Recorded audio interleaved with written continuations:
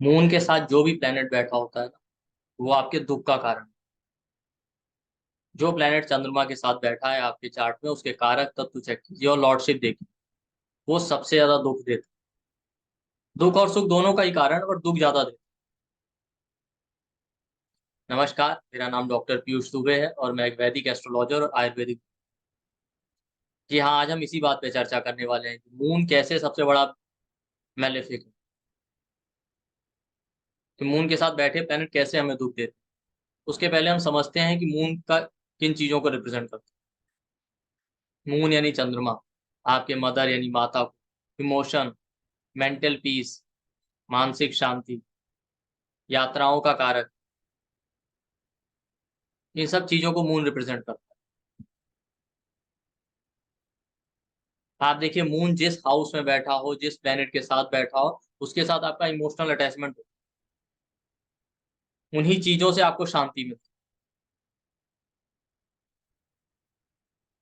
है। अगर वो चीजें आपकी लाइफ में ना हो तो मन अशांत रहता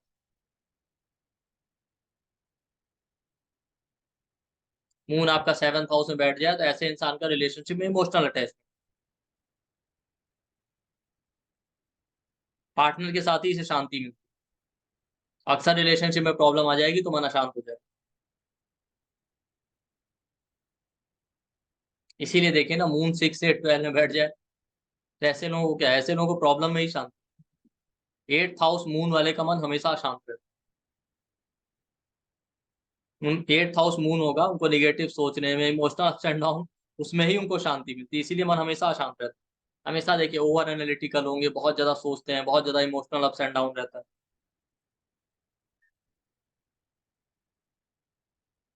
मून आपके मन का कारक है। जो भी प्लेनेट मून के साथ बैठा है, वो चीजें कंटिन्यू आपके मन पे प्रेशर डाल, अच्छी बुरी दोनों हो सकती है। अब वो 24/7 आपके दिमाग में चलता रहे। इसलिए मून के साथ प्लेनेट बैठे होते हैं तो हमेशा आपका आपके मन को परेशान रखते हैं। लेकिन इसका एक दूसरा साइड भी है कि अगर इस सांसारिक जीवन में रहना है तो मून के साथ प्लेनेट का होना जरूरी है। अगर मून के साथ कोई ग्रह नहीं है तो भी प्रॉब्लम है। तो दोनों तरीके से ही प्रॉब्लम दे रहा है। मून हमारी सोसाइटी का भी कारक है। तो अगर मून के साथ कोई प्लेनेट नहीं है, या मून से 12th हाउस या मून से 2nd हाउस, यहाँ पे भी कोई प्लेनेट नहीं, इसको कहते हैं केंद्रुम योग। मीनिंग कि अगर मून के साथ भी कोई प्लेनेट नहीं बैठा है, मून अकेला है, और उससे पीछे वाले हाउस में और उसके अगले हाउस में भी कोई प्लेनेट नहीं, तो इसको कहते हैं केंद्रुम योग। इसका मीनिंग ये होता है कि मून अकेला है, मतलब कोई भी चीज सोसाइटी या संसार में नहीं जो आपके मन को अफेक्ट करे। तो ऐसा इंसान कोई काम ही नहीं करना चाहता, इसको लोफर योग भी कहते हैं। क्यों? क्योंकि भाई, जब तक आप लोगों को देखेंगे सोसाइटी में, किसी चीज का आपके मस्तिष्क पे प्रभाव नहीं होगा, तब तक आपके अंदर मोटिवेशन नहीं आएगा। जो आप देखेंगे नहीं, मोटिवेटेड ही नहीं होंगे, तो फिर कोई काम करने की इच्छा नहीं होगी। तो मून के साथ प्लेनेट का ना होना भी बेकार। आप अक्सर देखिए, जिनके चार्ट में केंद्रुम केंद्रुम योग होता है ना, वो हमेशा बहुत डिटैच टाइप होते हैं, काम करेंगे नहीं, कैरियर में कुछ कर ही नहीं पाते, करने की इच्छा ही नहीं होती। और अगर कर भी ले तो बड़े डिटैच होके, क्योंकि उनके अंदर कोई मोटिवेशन ही नहीं होता कि करें तो किसके लिए करें, पैसे के लिए करें, फैमिली के लिए करें, रिलेशनशिप के लिए करें, कोई मोटिवेशन होना चाहिए। तो इस सांसारिक जीवन में जीना है तो मून के साथ कोई ना कोई प्लेनेट होना चाहिए। डिमोटिवेटेड मोटिवेटेड होके तो आप नहीं रह सकते ना। इवन आपको आध्यात्मिक उन्नति भी चाहिए तो भी मोटिवेशन होना चाहिए ना। आप किसी को देखेंगे साधना करते हुए, कोई पुस्तक पढ़ी तो आप उससे प्रभावित हुए, किसी चीज से तो आप प्रभावित होंगे। बट अगर आपका आपके मन पे किसी चीज का प्रभाव ही नहीं पड़ रहा तो आप क्या करेंगे? बट दूसरा साइड ये भी है, जो प्लेनेट मून के साथ बैठ जाओ कंटिन्यू मन पे प्रेशर डालता है, वो चीजें दिमाग पे हावी रहती है, आपका उनसे एक इमोशनल अटैचमेंट हो जाता है। तो वो चीजें हैं तभी मन शांत रहता, नहीं होती तो मन अशांत हो जाता। अब मानसिक शांति का क्या है कि वो चीज है तो भी प्रॉब्लम है, नहीं है तो भी प्रॉब्लम है। 24/7 वही चीजें दिमाग में चल रही जो प्लेनेट वन के साथ बैठ।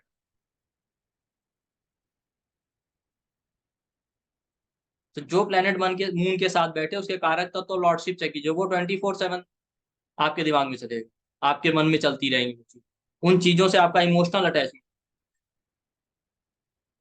अब होता क्या है कि देखिए, अति किसी भी चीज की बुरी होती है।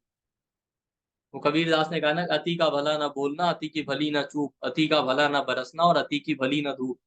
कि ज्यादा बोलना भी अच्छा नहीं होता, चुप रहना भी नहीं अच्छा। जरूरत से ज्यादा धूप भी नहीं अच्छी होती, और जरूरत से ज्यादा बारिश भी नहीं। तो वही हाल है, मून के साथ जब कोई प्लेनेट बैठ जाता है ना, वो फिर दिमाग से जाता ही नहीं। आप देखिए, मून के साथ इवन बिगेस्ट बेनिफिट जो जुपिटर है, वो भी मून के साथ नहीं होना चाहिए। अब मून के साथ मान लेते हैं जुपिटर बैठ गया, तो क्या होगा? आपका अपने गुरु से इमोशनल अटैच, गुरु के साथ ही आपको शांति मिलेगी। अगर गुरु नहीं है तो मन शांत है। नॉलेज के पीछे भाग रहे हैं, ज्ञान चाहिए, नॉलेज चाहिए, उन्हीं चीजों से अटैच। भाई, जब 24/7 आप नॉलेज और इन चीजों के पीछे, गुरु के पीछे भागते रहेंगे, तो लाइफ की बाकी चीजें कहाँ जाएंगी? उनको भी तो ध्यान देना। आपको बैलेंस बना के चलना। तो जुपिटर वैसे तो बेनिफिक है, आपको पॉजिटिव फ्रेम ऑफ माइंड देता है, पॉजिटिव थॉट देता है, ऑप्टिमिस्टिक बनाता है। लेकिन यहाँ पे आप ये भी देखिए, जुपिटर मून वालों के साथ चीटिंग भी इसीलिए बहुत होती है, ओवर ऑप्टिमिस्टिक हो जाता है, बहुत ही ब्रॉड माइंड। जबकि लाइफ में आपको रहना है तो प्रैक्टिकल होके चलना पड़ता है, बहुत ओवर ऑप्टिमिस्टिक होने की भी जरूरत नहीं, पिसिमिस्ट भी नहीं होना है, बहुत निगेटिव से। अब 24/7 ज्ञान और गुरु के पीछे भाग रहे हैं, बाकी चीजों पे ध्यान ही नहीं, दिमाग में वही चल रहा है।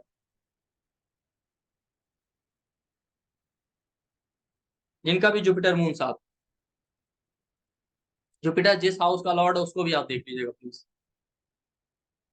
अब सैटर्न मून हो गया, सैटर्न निगेटिविटी का कारक, दिमाग में हमेशा निगेटिव थॉट आ रहे हैं, अननोन फियर, हमेशा दिमाग में एक बोझ लगा हुआ है, बर्डन, रिस्पॉन्सिबिलिटी वाला फील। बहुत मेच्योर बूढ़े लोगों जैसा इनका थॉट होता है, बहुत बहुत मेच्योर थॉट प्रोसेस होता है, उम्र से बड़े लोगों की तरह सोचते हैं। पॉजिटिव साइड ये, सैटर्न मून वाले रिसर्च माइंडेड होते हैं, रिस्पॉन्सिबल होते हैं। बट दूसरा साइड एक निगेटिविटी में बहुत ज्यादा चले जाते हैं, बहुत ज्यादा निगेटिव सोच, अननोन फियर रहता है दिमाग में, कुछ गड़बड़ तो नहीं हो जाएगा, कुछ गड़बड़ तो नहीं हो जाएगा। मून ट्रेवल का कारक है, सैटर्न मून वाले हो ना, आप इन्हें ट्रेन पकड़नी हो, कहीं जाना हो, तो दिमाग में फियर रहता है, अरे ऐसा तो नहीं ट्रेन छूट जाएगी मेरी। तो पॉजिटिव साइड ये है कि प्रैक्टिकल है, रिस्पॉन्सिबल है, बहुत निगेटिव भी है, निगेटिव थॉट बहुत, 24/7 वही चल रहा है। तो जहां जुपिटर मून वाले ओवर ऑप्टिमिस्टिक थे, ये वही पिसिमिस्ट है। तो बहुत ज्यादा निगेटिव भी नहीं सोचना है, बैलेंस बना के चल। भाई, भगवान कृष्ण ने क्या कहा था अर्जुन से? चंचलो ही मना कृष्ण, मन तो चंचल। तो अर्जुन ने कहा था फिर इसको कंट्रोल में कैसे?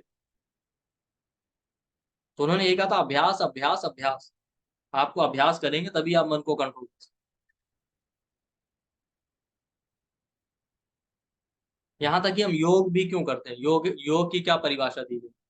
पतंजलि योग सूत्र में महर्षि पतंजलि ने कहा है कि योगश चित्त वृत्ति निरोध। चित्त कहते हैं मन, वृत्ति कहते हैं थॉट्स, कि मन की वृत्तियों को कंट्रोल करना ही योग कहलाता है। इसीलिए हम योग और प्राणायाम करते हैं, मानसिक शांति के लिए, मेंटल स्टेबिलिटी। तो सैटर्न मून वाले हमेशा निगेटिव सोचते हैं। सैटर्न मून है, सैटर्न कैरियर का कारक है, 24 घंटे दिमाग में काम चल रहा, काम काम काम, मुझे ये काम करना, वो करना है, ये कैरियर, वो कैरियर। जब सैटर्न बीमारी है, दिमागी रूप से बीमार है एक तरह से, आप ये लोग ये समझिए। सैटर्न मून बैठा है तो मेंटली ये आदमी बीमार है। मून राहु बैठ जाए तो राहु क्या करता है? Over expansion. अब इमोशन आउट ऑफ कंट्रोल, बात बात में रोने लगेंगे, अननोन फियर दिमाग में। राहु जितनी मिस्ट्री वाली चीज है ना, मिस्टीरियस जितनी चीजें हैं, आप देखिए, भूत प्रेत, इस तरह की चीजें, इस तरह के ड्रीम्स आना, इस तरीके के थॉट आना, ये मून राहु। इमोशन, इमोशंस पे कोई कंट्रोल ही नहीं। मून केतु बैठ जाए तो आप देखिए, मून केतु वाले क्या है? ओवर एनालिटिकल, बाल की खाल उधेड़। आप देखिए, इन लोगों से कोई चीज छुपी नहीं रह सकती, हर एक चीज की डेप्थ में जाना चाहिए। इतने सवाल करेंगे कि आप परेशान हो। कोई भी चीज आप इनसे बता दीजिए, इनके सामने इनकी नजर किसी चीज पे पड़ जाए, उसको हर एक चीज को जाना। तो ओवर एनालिटिकल आदमी के साथ प्रॉब्लम ये होती है ना, कि वो इतना डेप्थ में चला जाता है रिसर्च माइंडेड होने की वजह से, कि पॉजिटिव और निगेटिव दोनों देखते हैं। तो एक ह्यूमन साइकोलॉजी, जब आप पॉजिटिव के साथ साथ निगेटिव भी ज्यादा देख लेते हैं ना, तो फिर आप कोई चीज कर ही नहीं सकते। क्योंकि दिमाग में जब निगेटिव, पॉजिटिव निगेटिव देखने के बाद ना, इंसान का दिमाग निगेटिव चीजों पे ज्यादा फोकस करता है। तो ऐसा इंसान इसलिए ग्रो नहीं कर पाता। तो ये लोग ओवर एनालिटिकल होते हैं। मून केतु वालों को आप देखिए, कभी आप खुश देखेंगे नहीं, इनके लिए आप कुछ भी कर दीजिए ना, ये हमेशा आपको दुखी मिलेगा। क्यों? क्योंकि हमेशा एनालिटिकल होते हैं, अच्छी चीज में कुछ ना कुछ इनको निगेटिव नजर आता है। मदर से बहुत ज्यादा अटैचमेंट होता है उनके, और मदर से जब दूर हुए तो बहुत ही दुख होता है, और दूर होना ही पड़ता है। ये मून केतुआ अकेले रहना पसंद करेंगे, मून केतुआ में। लेकिन अब अकेले रह के जिस संसार में जीवन चल नहीं सकता ना, तो बस अकेले बैठे।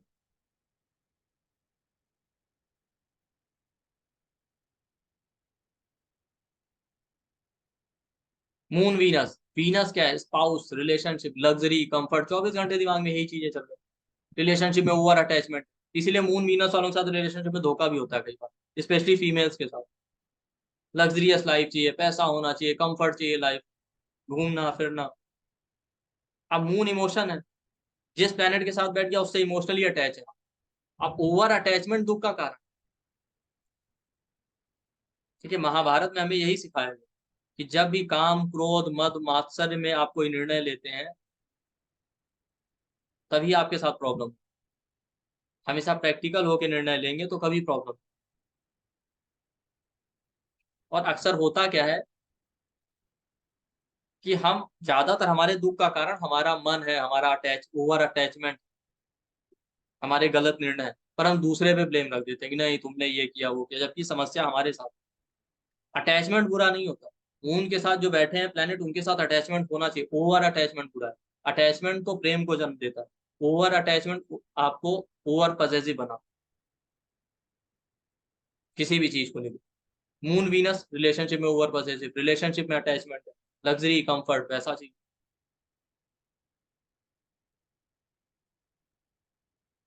हालांकि और भी इस कंजंक्शन के बहुत सारे मीनिंग हो सकते हैं, बट मैं आज जिस पॉइंट ऑफ व्यू से बात कर रहा हूँ हम उसको डिस्कस।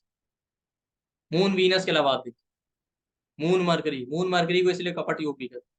मरकरी इंटेलिजेंस है, और मून आपका मन।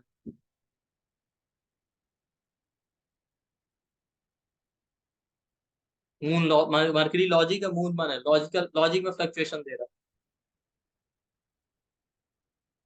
अब मरकरी क्या है? मरकरी सिबलिंग है, फ्रेंड है, ये चीजें दिमाग में बैठी हुई, इनसे वो अटैचमेंट बहुत ज्यादा है। अपने दोस्तों से अटैचमेंट है, अपने कजन सिबलिंग से अटैचमेंट, राइटिंग को लेके, राइटिंग है, कम्युनिकेशन है, मोबाइल है, कम्युनिकेशन डिवाइस, इनसे बहुत अटैचमेंट है। अब ये चीजें लाइफ में है तो ठीक है, मून मरकरी बैठा है, मरकरी एंटरटेनमेंट है, हॉबी है, तो 24 घंटे दिमाग मन में एंटरटेनमेंट वाले थॉट चल रहे हैं। कम्युनिकेशन डिवाइस, इन चीजों से बहुत अटैच। अब ये चीजें अगर लाइफ में नहीं हो तो परेशान है। मरकरी फ्रेंड है, फ्रेंड से ओवर अटैचमेंट है, एक दिन दोस्तों से ही धोखा मिल जाता है। क्योंकि मून चीटिंग का कारक है, जिस प्लेनेट के साथ बैठेगा वहां से धोखा हो, आपके ओवर अटैचमेंट की वजह से। जुपिटर के साथ बैठा है, गुरु से धोखा। वीनस के साथ बैठा है, रिलेशनशिप में धोखा। सैटर्न के साथ बैठा है, कैरियर में धोखा हो जाता है। मरकरी के साथ बैठा है, फ्रेंड्स और सिबलिंग से। वीनस के साथ बैठा है तो रिलेशनशिप। मून मार्स है, मार इरिटेटिंग नेचर देख, ब्रदर से ओवर अटैचमेंट, इनसिक्योरिटी वाले थॉट रहेंगे। मार्स सिक्योरिटी है, मून के साथ बैठा तो हमेशा दिमाग में एक इनसिक्योरिटी वाला फीलिंग है, कुछ गड़बड़ ना हो जाए। इंपल्सिव भी बना देगा, इनसिक्योरिटी की वजह से इंपल्सिव बिहेवियर हो जाए।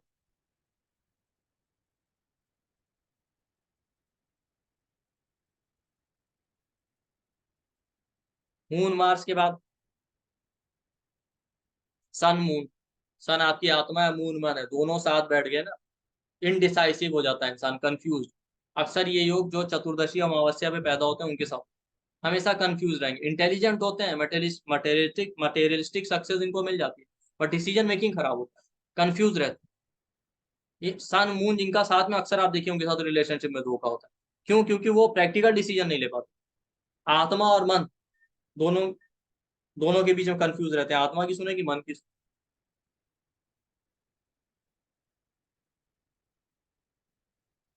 मून सन के साथ बैठा ना, फादर से ओवर अटैच।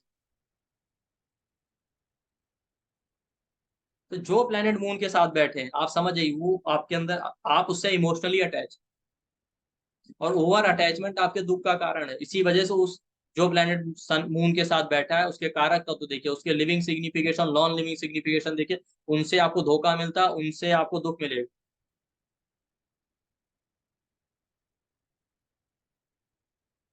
हमेशा ये ध्यान रखिए कि सबसे प्रैक्टिकल रेमेडी ये है कि प्रैक्टिकल होके रहिए, ना ओवर ऑप्टिमिस्टिक, ना पिसिमिस्ट, ना ओवर अटैचमेंट, ना बिल्कुल डिटैच, बैलेंस बना के रखिए। यही मून को इसीलिए भगवान श्री कृष्ण से रिलेट करते हैं, चंद्रवंशी। वो देखिए उनका पूरा जीवन यही सिखाता है कि ना वो कभी बहुत ही बैलेंस थे, वो ना कभी ओवर अटैच थे ना बिल्कुल डिटैच, अटैच होके भी डिटैच।